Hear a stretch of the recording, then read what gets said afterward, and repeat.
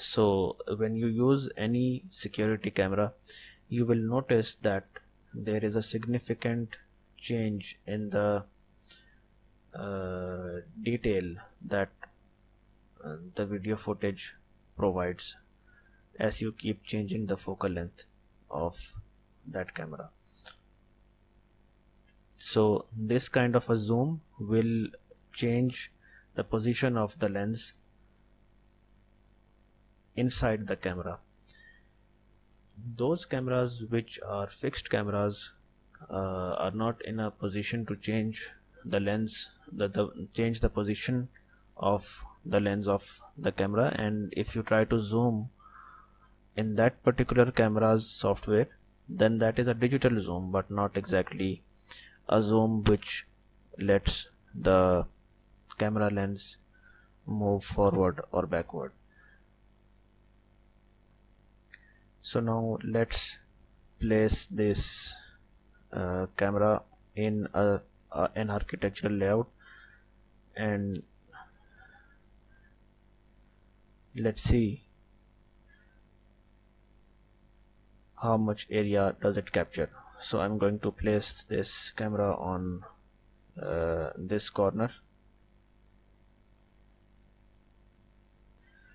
So not only does the camera have to be fixed on the wall, but it has to change its tilt. So what we're going to do is we will change its tilt so that it looks downward.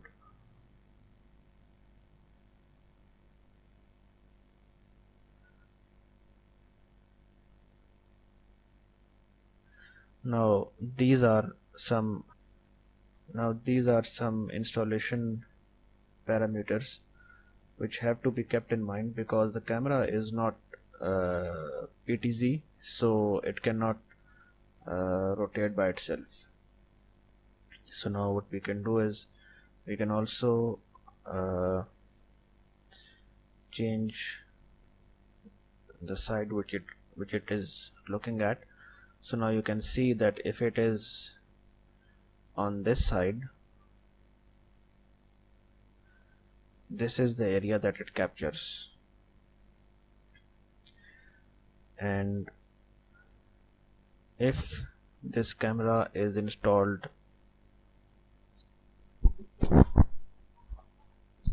on the other side, now you can see it is going to see along the wall, the outside perimeter, but because there is a wall on this side, it can not see on the inside, as we have installed it on the wall, and the height of the camera is such that it is below the height of the wall, and this is the amount of distance it can look in night time. Usually in the areas that are supposed to be marked are the areas which can be seen in night time. In daytime, the camera will be able to see at a larger distance, but as a standard practice, but as a practice that is commonly used, we usually mark that area which can be seen in the night. Now, because a lot of our field of view is being lost on this side, we can also tilt the camera on this side. You can tilt it as much as you can, but when you install cameras on the perimeter, some clarity is lost on this side as well, because the camera is very close to the wall. So The another way to install this camera is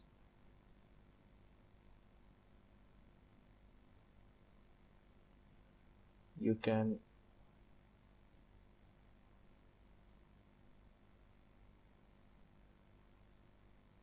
place it on a bracket and a bracket on or an iron arm, and you can extend it outwards if you're allowed to do that in your in the place of installation. And you can look at the perimeter wall like this. Now this type of installation offers more of a clarity as to what activity is happening on this wall, if somebody is climbing or not, if uh, an animal is trying to climb the wall or not, or an intruder. But this way you will be lost, you will lose quite a lot of the view that is on that is happening, quite a lot of activity that is happening on the outside. So these are two options that can be used. Now let's uh, try with this camera, which was uh, Pelco IBP031. Now the tilt has to be calibrated with the relevant uh, footage that is being viewed inside the control room.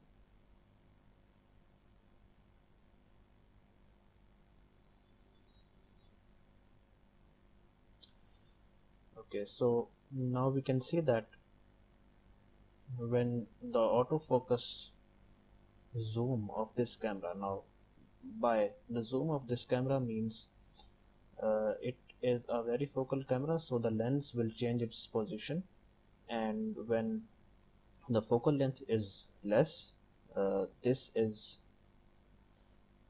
the area that will be captured, and with a wider field of view and a lesser focal length.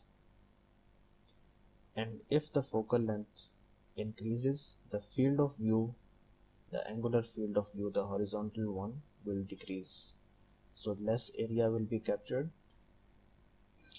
So now we can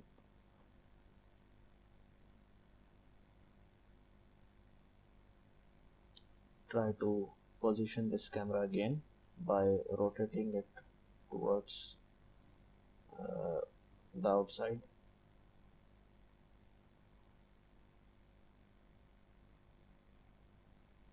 So this is the amount of area that it will capture if we are using this larger field of view, and if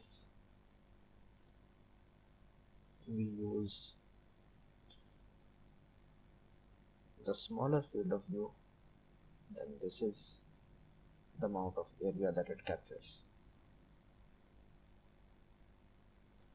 So this was a basic introduction on how to mark the areas being captured by CCTV cameras in your designing software. Now if you're using SketchUp also has an advanced camera tools already present in the software, and it can also show you what